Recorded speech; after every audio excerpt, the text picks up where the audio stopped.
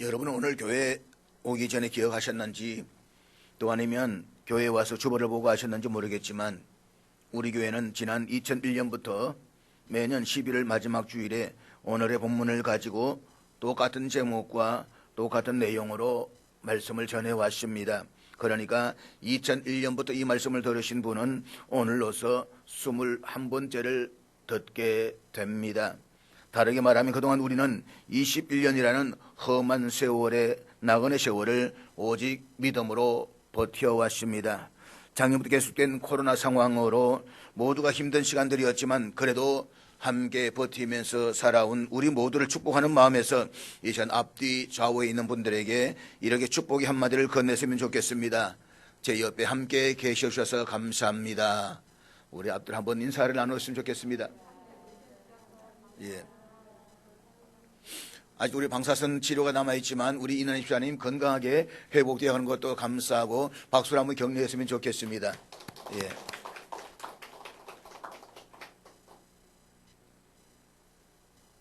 용혜원 시인이 쓴 이 가을이 지나 다시 겨울이라는 시가 있습니다. 이 내용이 이렇습니다. 떠나려는 것을 알고 있습니다. 손끝에 시린 비바람이 불고 눈빛엔 차가움이 가득합니다. 언제나 함께 해주고 사랑해 줄 것만 같더니 훌훌 떠나버리는 것입니까? 시의 내용처럼 무덥던 여름이 가고 선선한 가을이 되는가 싶더니 어느새 추운 겨울을 준비해야 하는 계절이 되었습니다. 한 해가 또 이렇게 기울어가고 있습니다. 자연계에는 봄, 여름, 가을, 겨울이 있습니다.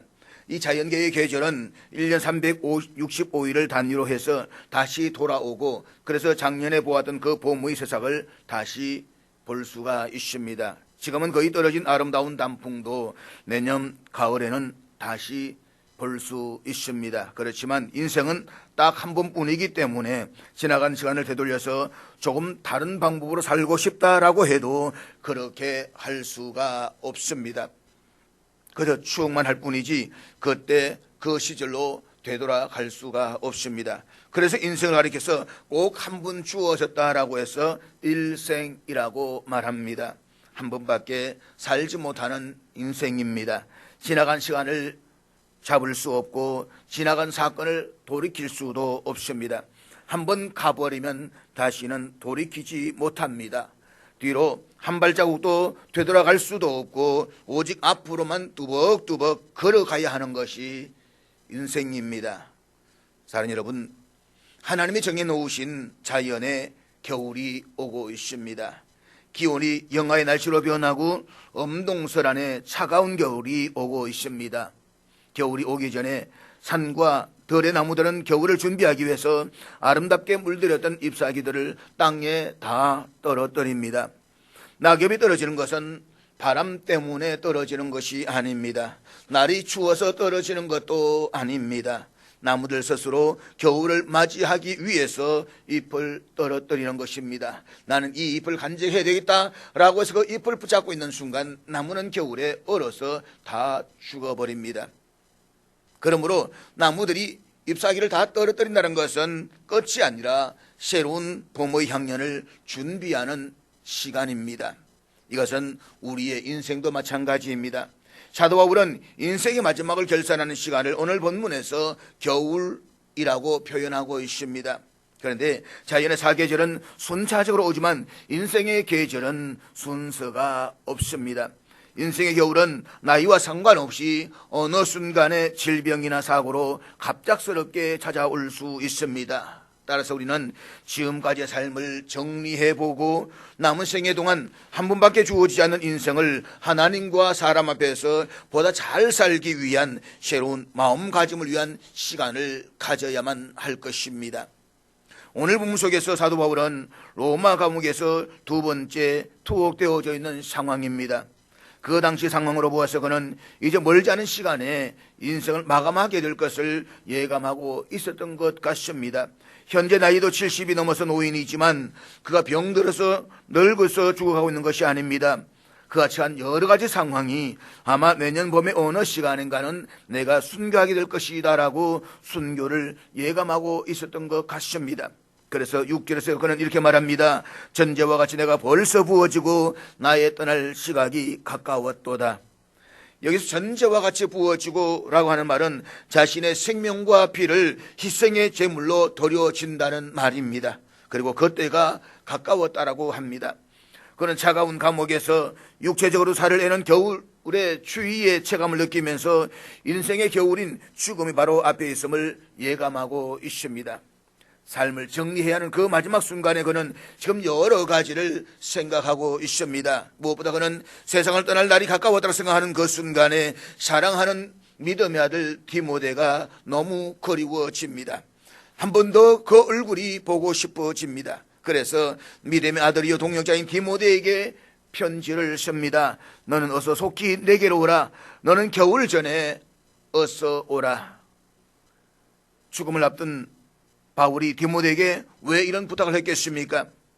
멀리 에베소에 떨어져 있는 사랑하는 제자를 겨울 전에 속히 오라고 한 것은 인생의 겨울이 닥치기 전에 준비해야 할 것들이 있었기 때문입니다. 사랑하는 여러분, 언젠가 우리들의 인생에도 차가운 겨울이 닥칠 것입니다. 아니 분명히 우리에게 어느 날엔가 어느 시간엔가 내가 알지 못하는 그 순간에 인생의 차가운 겨울은 임하게 될 것입니다. 어쩌면 오늘 밤이 내 인생의 마지막 밤이 될런지 우리는 아무도 장담할 수가 없습니다. 그러므로 기억하십시오. 인생은 오는 순서는 있어도 가는 순서는 없습니다. 그런데 우리의 인생은 이 땅에서 죽음으로써 모든 것이 끝나는 것이 아닙니다. 우리에게는 죽음 이후에 영원한 삶이 있습니다. 이 땅의 삶은 순간이지만 죽음 이후의 삶은 영원합니다. 그리고 그것은 천국과 지옥으로 결정이 될 것입니다. 사랑하는 여러분, 이것이 사실이라고 한다면 인생 겨울이 오기 전에 우리도 무엇인가를 준비해야 되지 않겠습니까? 그렇다면 인생의 겨울이 오기 전에 우리는 무엇을 준비해야만 할까요? 먼저 우리는 인생의 겨울이 오기 전에 지금까지 살아온 자신의 삶을 돌아볼 줄 알아야만 합니다. 오늘 본문에서 바울은 디모데에게 겨울이 오기 전에 속히 오라고 당부합니다. 바울은 언제 죽을는지 모르는 상황에서 로마 감옥에 갇혀 있습니다. 어쩌면 이 겨울을 넘기지 못하고 세상을 떠날는지도 모를 일입니다. 그가 어떤 이유 때문에 디모데를 하여금 겨울이 오기 전에 빨리 오라고 했는지는 구체적으로 언급한 바가 없기 때문에 그 이유를 분명히 알 수는 없습니다. 그러나 우리는 여러 가지를 상상해 볼 수는 있습니다. 아마도 날씨가 추워지니까 겨울보다 좀 따뜻하게 보내고 싶었을는지도 모릅니다. 그래서 13절에 보면 네가 올 때에 내가 들어와 가보의 집에 둔 겉옷을 가지고 오라라고 부탁을 합니다. 겨울을 지나기 위해서는 따뜻한 외투가 필요했습니다. 그러나 보다 더 중요한 것은 지금 사도 바울은 죽음을 앞둔 시점에서 지금까지 살아왔던 자신의 인생을 정리할 필요를 느꼈는지도 모릅니다. 사랑하는 여러분, 인생의 겨울이 오기 전에 우리가 우선적으로 해야 할 일들이 무엇이겠습니까? 어쩌면 남들처럼 돈도 더 많이 벌어야 할 것입니다. 어느 정도 사회적인 지위나 명예도 가져야 할 것입니다. 어쩌면 우리들 가운데는 내일 죽더라도 한 시간만이라도 건강하게 살았으면 하는 분도 있을 것입니다. 우리들에게는 인생의 겨울이 오기 전에 하고 싶은 일들이 참으로 많습니다. 갖고 싶은 것도 많고 이루고 싶은 것들도 많이 있습니다. 보고 싶은 사람들도 많습니다. 그러나 정말 안타까운 것은 이토록 많은 것을 성취하고 싶지만 만족스럽게 이루지 못하고 인생의 겨울을 맞이하게 된다는 사실입니다. 아니, 대부분의 경우는 후회하면서 인생의 겨울을 맞이하게 될 것입니다. 스위스의 어느 한 노인이 80세를 맞게 되었습니다. 이 노인은 자신이 살아온 인생을 돌이켜보면서 시간의 양으로 계산한 통계를 만들어서 세상에 내놓았습니다. 그의 80년은 이렇게 소비되고 있었다고 합니다. 그는 26년 동안 잠을 잤습니다. 움직이지도 않고 생각도 하지 않은 시간을 어떤 일보다 많이 썼던 것입니다. 그리고 21년 동안을 노동에 바쳤습니다. 또 6년의 세월을 식사하는 데 사용했습니다. 남들이 약속을 지키지 않아서 기다린 시간이 무려 5년이 되었습니다. 그리고 또 다른 5년을 불안스럽게 혼자 낭비해 버렸습니다. 수염을 갖고 쇠면을 하는 것에 228일을 보냈으며 아이들과 노는 것에는 고작 26일을 썼습니다. 넥타이를 매는데 18일이 걸렸고 담뱃불을 붙이는 일에는 12일이 소모되었습니다. 그가 마음속으로 누렸던 가장 기쁜 시간들을 찾고 찾아보았을 때 그것은 약 46시간에 불과했다라고 이야기를 합니다. 이틀 말입니다. 80년의 세월을 살아오면서 내가 정말 행복했다, 정말 기뻤다라고 느꼈던 시간은 겨우 이틀에 불과했다라고 이야기를 합니다. 누군가는 인생의 속도를 나이에 비례해서 이야기를 합니다. 10대는 인생의 속도가 10km입니다. 10대까지는 마음은 도끼인데 시간의 속도는 거북이입니다. 한참을 지난 후에 보아도 그 자리 같습니다. 시간이 너무 느릴 생각이 들어가지고 어떤 때는 나이를 인위적으로 빨리 먹고 싶기까지 합니다. 아마 여러분들 어릴 때에 동짓날 되면 나이 한 살 더 먹고 싶어서 새 알을 더 먹었던 그런 기억들이 있었을 것입니다. 그런데 30대가 되면 30km, 50대는 50km, 70대는 70km로 세월이 흘러가는 느낌을 갖는다라고 말합니다. 지금도 보면 우리는 세월이 왜 그렇게 빨리 지나가는지, 어제 송구영신 예배를 비대면으로 드렸던 것 같은데 이제 벌써 우리는 송구영신 예배를 준비하는 시간으로 나아가고 있습니다. 그 다음에 사랑하는 여러분, 여러분은 이렇게 빠르게 흘러가는 시간들을 어떻게 보내오셨습니까? 사실 우리가 70을 살고 80을 살아도 정말 의미 있게 살 수 있는 시간은 그렇게 많지 않습니다. 그러나 그럼에도 불구하고 우리는 긴 시간이 주어 있다고 생각하면서 살아가고 있습니다. 착각하지 마십시오. 당신에게도 우리들에게도 인생의 겨울은 옵니다. 그러므로 인생의 겨울이 오기 전에 주 앞에서 부끄럽지 않는 자로 당신의 영원한 삶을 준비할 수 있기를 주의 이름으로 축복합니다.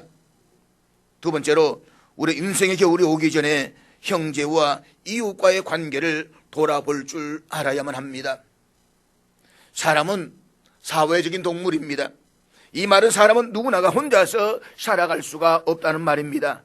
남자와 여자가 만나서 한 가정을 이루고 가정과 가정이 버타여서 이웃을 이루며 살아가는 것이 인간 세상살이입니다. 사람은 태어날 때부터 죽는 순간까지 누군가의 도움이 있어야만 하는 존재입니다. 결코 독불장군이 있을 수가 없습니다. 그러나 그럼에도 불구하고 우리는 고슴도치처럼 서로에게 상처를 주기도 하고 상처를 받기도 합니다. 그래서 소중해야 할 인간관계가 뒤틀려지기도 하고 깨어지기도 합니다. 사랑하는 여러분, 하나님께서 나에게 가족을 주시고 이웃을 주신 것은 서로를 헐뜯고 미워하고 싸우라고 주신 것이 아닙니다. 서로 사랑하고 이해하고 용서하는 가운데 행복하게 살라라고 주셨습니다. 이 사실을 우리는 하나님께서 아담에게 하와를 주실 때에 돕는 배필로 주셨다는 사실에서 이해할 수가 있습니다. 돕는 배필이라는 말을 영어 성경에서는 help로 번역하고 있습니다. 나의 부족함을 도와주고 그의 부족함을 내가 도와주는 관계로서 가족과 이웃을 주셨다는 것입니다. 그렇기 때문에 그의 부족함이 보인다면 그것은 내가 그의 부족함을 채워주어야 한다는 사실을 잊지 마십시오. 그리고 그가 내 옆에 있을 때에 잘 하십시오. 부족하지만 그래도 그가 내 옆에 있을 때에 좀 더 열심히 사랑하십시오. 나에게 그나마 싸울 대상이 있고 소리칠 대상이 있다라고 하는 것은 행복에 겨운 사치입니다. 우리는 그를 사랑할 수 있는 시간이 그렇게 많지 않다는 사실을 기억해야만 합니다. 오늘 본문을 자세히 살펴보면 아주 외롭고 처량한 늙은 사도 바울의 모습을 보게 됩니다. 그는 지금 인생의 마지막 겨울 앞에서 수많은 사람들의 얼굴을 떠올리고 있습니다. 그 가운데 먼저 데마가 생각이 납니다. 데마라고 하는 사람 본래 바울의 제자요 함께하는 믿음의 동역자였습니다. 성경 여러 곳에 보게 되면 데마의 이름이 늘 소개가 됩니다. 데마도 너희와 함께 문안한다. 데마가 나와 함께한다. 그렇게 성경 여러 곳에서 바울은 데마를 아주 자랑스럽게 소개를 했습니다. 그런데 핍박이 어렵고 힘들어서 바울과 같이 동행하지를 못하고 결국에는 세상을 사랑해서 바울을 버리고 떠나가 버렸습니다. 그는 지금 배신의 아픔을 경험하고 있습니다. 다음으로 디도가 생각이 납니다. 오늘 본문에서 디도는 갔다라고 했습니다. 죽을 날만을 마냥 기다리고 있을 수 있는 만은 없었습니다. 그래서 디도는 자기 할 일을 위해서 갔다라고 이야기를 하고 있습니다. 그런가 하면 갈라디아로 갔던 그레스에 자신의 해를 많이 입혔던 구리 세공업자 알렉산더, 결국은 모두가 다 떠나가고 바울 곁에는 의사인 누가만 남아서 그를 지켜보고 있습니다. 사랑하는 여러분, 인생의 겨울 앞에선 이 넓고 힘없는 외로운 바울의 모습을 한번 상상해 보십시오. 알던 사람들이 하나 둘씩 떠나갑니다. 이래서 가고 저래서 떠나갑니다. 다 떠나갑니다. 그래서 고독합니다. 그래서 바울은 사람이 지금 몹시도 거려운 것입니다. 이것이 인생의 겨울입니다. 그래서 바울은 사랑하는 믿음의 아들 디모데에게 겨울 전에 속히 오라고 요청하고 있는 것입니다. 그는 지금 죽기 전에 보고 싶은 얼굴을 한 번 더 보고 싶은 마음이 있었을 것입니다. 그래서 그는 디모데를 부르고 있습니다. 당시 지중해는 겨울이 되면 항해가 불가능할 정도로 사정이 굉장히 어려웠습니다. 만약에 겨울 전에 오지 못하면 그 이듬해 봄에 올 수밖에 없는데, 그렇게 되면 디모데를 보지 못할는지도 모를 일이었습니다. 디모데가 이 편지를 받고서 어떻게 했는지 그 이후의 일에 대해서는 알 길이 없습니다. 그러나 전해오는 이야기로는 참으로 안타깝게도 디모데는 그해 겨울 전에 로마를 방문하지 못했다라고 합니다. 바울은 생전에 그토록 보고 싶었던 사랑하는 디모데를 만나지를 못했다라고 말합니다. 너는 겨울 전에 어서 오라 라는 사도 바울의 편지를 받고서도 잡다한 다른 일들을 처리하느라 지체가 되었다고 합니다. 그래서 그는 겨울에 항해가 중단되어서 그 이듬해 봄에 로마에 갔을 때는 이미 바울은 옥중에서 순교하고 난 이후였습니다. 디모데는 스승을 만나지 못해서 그 죄책감과 안타까움에 바울의 무덤을 끌어안고 울고 또 울었다라고 합니다. 그래서 디모데는 자신이 죽은 뒤에 바울의 무덤 위에 묻혀달라고 해서 바울의 무덤 위에 묻혔다라고 이야기를 합니다. 그러나 여러분, 그가 그렇게 울고 또 울었다고 말하지만 그래도 그 마음속 깊은 곳에서 밀려오는 후회와 한을 풀 수는 없었을 것입니다. 그러니 얼마나 원통하고 안타까운 일입니까? 그래서 말씀드렸던 것처럼 디모데의 무덤이 사도 바울의 무덤 밑에 있다는 것입니다. 바울의 시신 밑에 있습니다. 죽었으라도 바울과 함께 하고 싶었던 것입니다. 사랑하는 여러분, 바울과 디모데의 이야기는 어쩌면 바로 저와 여러분의 이야기일 수도 있습니다. 기억하십시오. 세상 모든 일에는 기회가 있습니다. 이 기회는 언제나 있는 것이 아닙니다. 사랑할 수 있는 것도 때가 있습니다. 그렇기 때문에 사랑하는 사람에게 인생의 겨울이 오기 전에 그를 찾아가십시오. 사랑 그 사람에게도 인생의 겨울이 옵니다. 그러기 전에 먼저 그를 찾아가십시오. 그리고 그에게 예수 그리스도의 복음을 전하십시오. 사람 누구나가 한 번은 다 죽게 되어져 있습니다. 그러나 성경은 두 번째 죽음에 대해서도 말씀하고 있는데, 그것은 믿지 않는 사람들이 가게 될 영원한 지옥이라고 말하고 있습니다. 성경에 보면 부자와 거지 나사로는 비슷한 시간에 죽었습니다. 한 사람은 지옥으로 가고 한 사람은 천국으로 왔습니다. 부자는 지옥에서 몸부림을 치며 호소합니다. 아버지 아브라함이여, 구하노니 나사로를 내 아버지 집에 보내소서. 내 형제 다섯이 있는데 저희에게 정거하여서 저희로 하여금 이 고통받는 곳에 오지 않게 해주시옵소서. 그렇습니다. 우리는 겨울 전에 와달라고 하는 이웃들의 울부짖음을 들을 수가 있어야만 합니다. 사랑하는 여러분, 겨울이 오기 전에 한 번쯤은 찾아가 보아야 할 사랑하는 내 이웃이 누구입니까? 속히 찾아가 보시기를 바랍니다. 그리고 그에게 생명의 복음을 전하십시오. 어쩌면 바쁜 시간 때문에 찾아가는 일을 미루다가 디모데처럼 영원히 후회하게 될는지도 모릅니다. 우리 지금 당장 하지 않으면 영영 할 수 없는 그런 일들이 수없이 많이 있습니다. 일생 동안 단 한 번밖에 없는 기회, 지금 놓치면 다시는 붙잡을 수 없는 기회들이 있습니다. 그것은 바로 믿지 않는 사랑하는 영혼들에게 생명의 복음을 전하는 것입니다. 사랑하는 여러분, 어쩌면 우리가 알고 있는 사람들 중에는 봄이 오기 전에 세상을 달리할 사람들이 있을 수도 있습니다. 그러면 이 겨울이 가기 전에 내가 알고 있는 사람들 가운데서 누군가 죽게 될는지 아무도 알 수가 없습니다.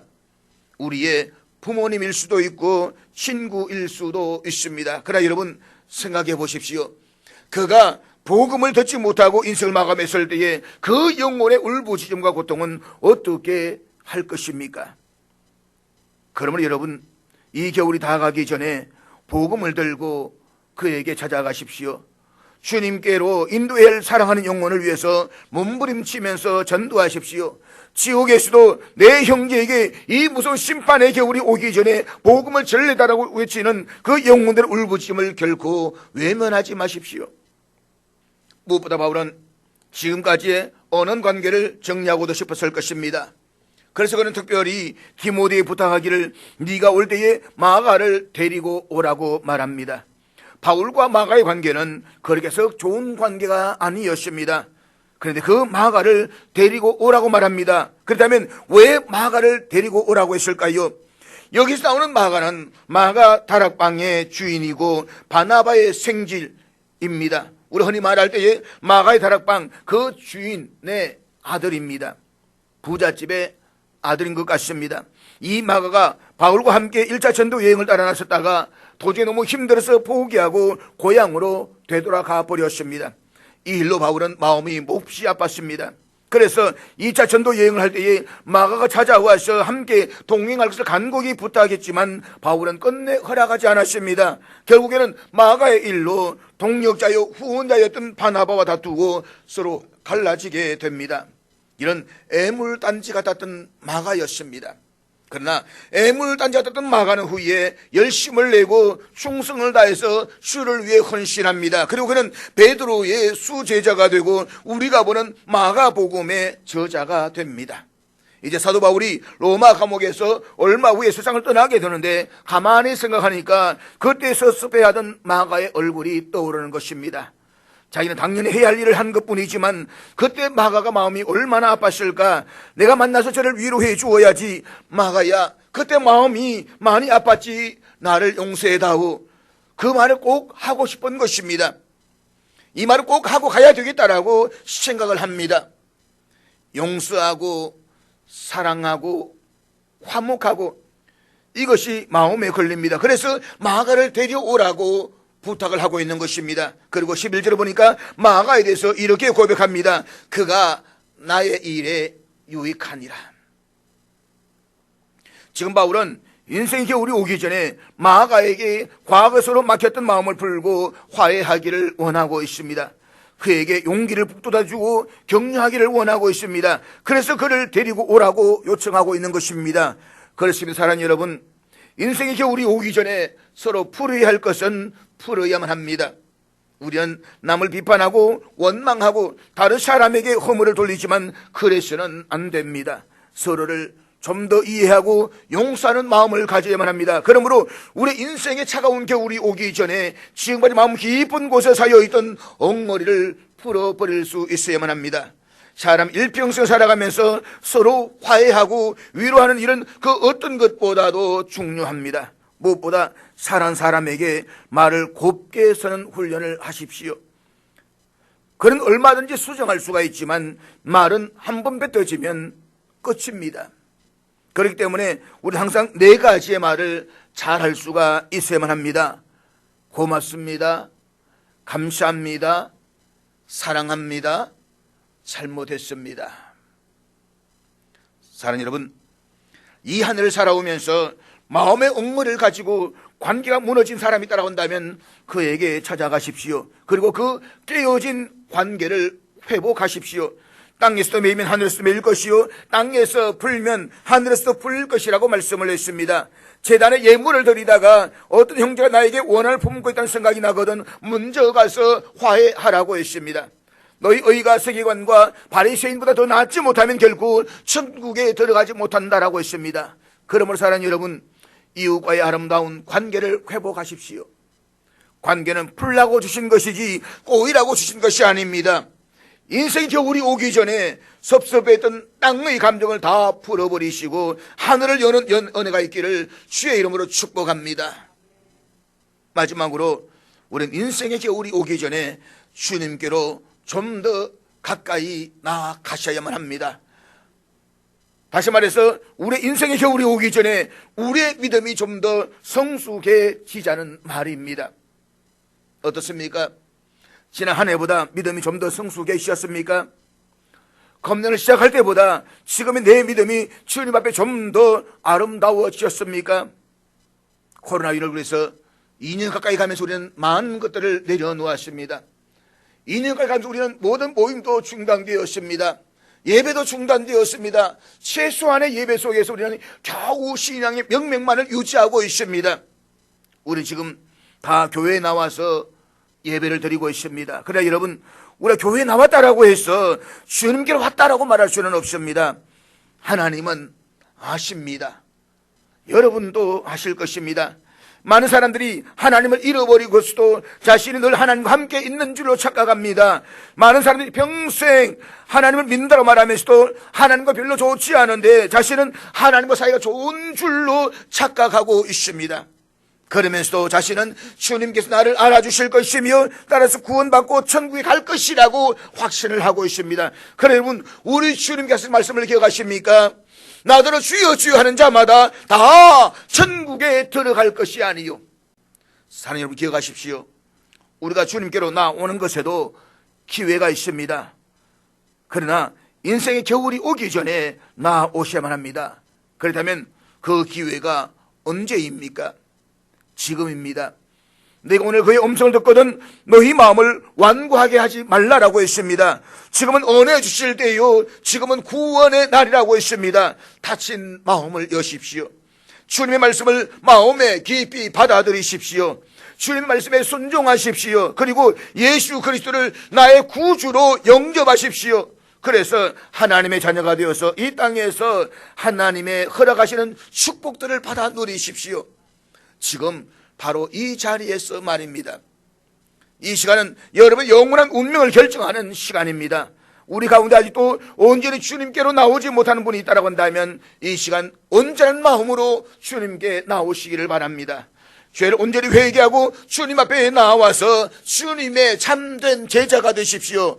인생의 겨울이 오기 전에 좀 더 가까이 주님께로 나오십시오. 사랑하는 여러분, 인생의 겨울이 오기 전에 예수 그리스도에 대한 자신의 신앙을 되돌아보십시오. 그리고 주님께로 더 가까이 나아가시기를 바랍니다. 그저 그리스도 이름으로 모였다 흩어지는 그리스도 개원 중에 어떤 한 개원이 아니라 그리스도 삶을 따라 살아가는 제자의 삶을 살기로 결단해 보십시오. 그래서 인생의 겨울이 오기 전에 잘 믿으십시오. 정말 예수 잘 믿으십시오.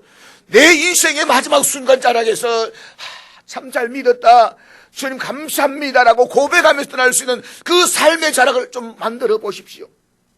우리가 믿는 것에도 기회가 있습니다. 그러므로 예수를 정말 제대로 한번 잘 믿어보시기를 바랍니다. 아직도 내 신앙에 열심이 없고 뜨거움이 없다면 인생 겨울이 오기 전에 신앙의 열심을 회복하십시오.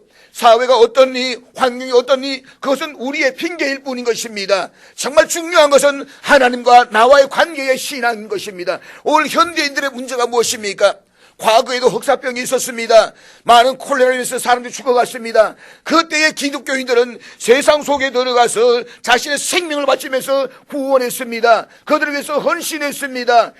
그래서 저빈걸리도 그렇게 하다가 죽음의 직전까지 가서 흑사병에서 겨우 살아났습니다. 저빈걸리의 동생은 흑사병에 걸려서 죽었습니다. 수많은 종교개혁자들이 했던 공통적인 것은 무엇이냐? 그 흑사병 속에서 혼자 살기 위해서 도망간 것이 아니라 그 속에 들어가서 그들을 치유하면서 영혼 구원에 몸 바쳤습니다. 그렇지만 로마 바티칸의 교황은 어떻게 했습니까?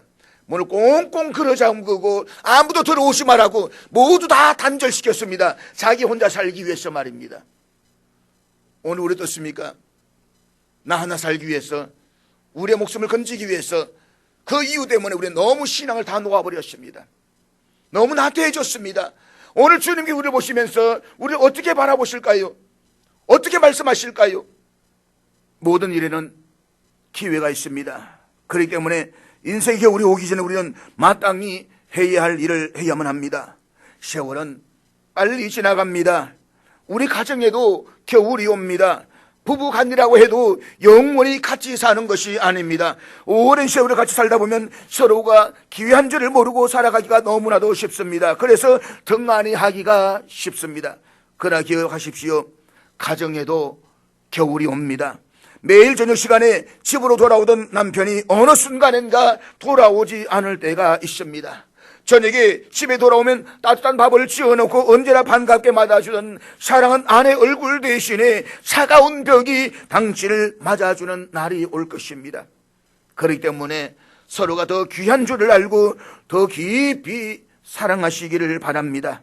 서로가 귀한 줄을 알고 서로 아끼고 서로 속썩이지 말고 겨울이 오기 전에 더 많이 사랑하시기를 바랍니다.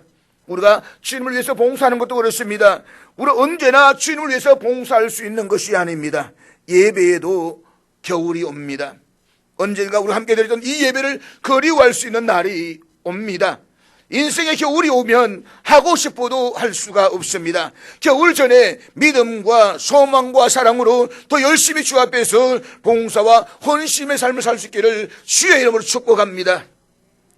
사랑하는 여러분, 인생은 꼭 한 번 주어졌다라고 해서 일생이라고 했습니다. 이 세상길은 마음만 먹으면 다시 돌아갈 수가 있습니다. 그러나 인생길은 결코 되돌아갈 수가 없습니다. 인생은 연습도 없고 시행착오도 없습니다. 모두 다 초행길이고 처음 겪는 일들입니다. 한번 지나가면 다시는 돌아오지 못합니다. 기회가 있을 때에 좋은 일들을 많이 하시기를 바랍니다. 인생 겨울이 오기 전에 더 열심히 사랑하고 더 뜨겁게 사랑하고 헌신하고 충성하시기를 바랍니다. 기회는 언제나 순간입니다. 그래서 신화에 나오는 기회의 신은 앞머리는 풍성한데 뒷머리는 대머리라고 했습니다. 내 앞에 있을 때 붙잡아야 되지 지나고 나면 붙잡을 수가 없다는 것입니다. 사업을 크게 일으키고 몹시 바쁘게 살아가던 어느 젊은 사업가에게 어떤 낯선 사람이 사무실로 찾아왔습니다.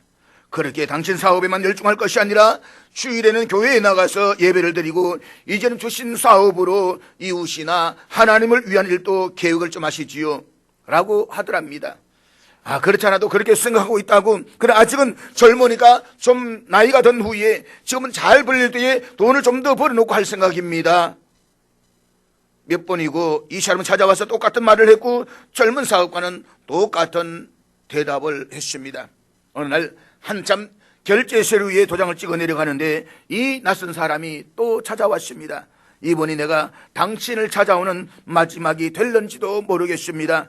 하나님 앞에 가십시오. 그리고 하늘을 위해 준비하십시오. 이번에는 좀 괴롭히지 말라고 짜증을 부리면서 이 사람을 내쫓아 버렸습니다. 얼마의 시간이 지난 후에 이제는 무서운 얼굴 한 사람이 나타나서 이제 당신의 때가 되었습니다. 머물 시간이 없습니다. 저와 함께 가시지요 라고 합니다. 지금 좀 바쁩니다. 곧 중요한 바이어들을 만나야 합니다. 다음에 오시지요. 그 순간 갑자기 얼음장같이 찬 손이 목덜미를 거머쥐는 서늘함을 느꼈습니다. 죽음의 사자였습니다.